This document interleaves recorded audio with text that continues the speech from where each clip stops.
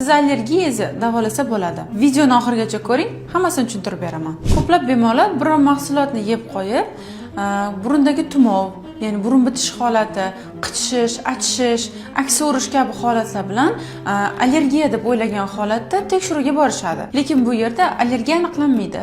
Xo'p, bu unda qanaqa holat? Chunki bu sizda hali haqiqiy allergiya emas, ovqat allergiyasi. Haqiqiy allergiyada, masalan, hozir sezondagi mevamiz, qulupnay mevasini siz bir donagina yesangiz ham allergiyaga xos bo'lgan o'zgarishlar yuzaga kela boshlaydi. Lekin ovqat allergiyasida esa bu jarayon biroz boshqacharoq kechadi. Ovqat allergiyasida esa aynan shu siz qulupnay mevasini ko'p miqdorda yeb qo'ysangizgina keyin allergiyaga xos bo'lgan o'zgarishlar yuzaga kela boshlaydi. Demak, bu jarayonda nima qilish kerak? Agar sizda haqiqiy allergiya bo'lsa, ya'ni shu ikkita holatni bir-biridan farqlagan holatda, agar sizda bitta meva yeganingizda ham allergiyaga xos o'zgarishlar bo'lsa, bunda siz allergologga murojaat qilishingiz kerak va immunolog vrachiga. Lekin sizda qulupnay mevasini yoki bir boshqa mahsulotni ko'p miqdorda yeb qo'ygandan keyin shikoyatlar yuzaga kelayotgan bo'lsa, bunda sizga aynan shu mahsulotni norma miqdorida, ya'ni kamroq miqdorda yeyishingiz tavsiya etiladi. Videoni allergiyasi bor bo'lgan tanishlaringizga jo'natib qo'ying va sahifamga obuna bo'ling.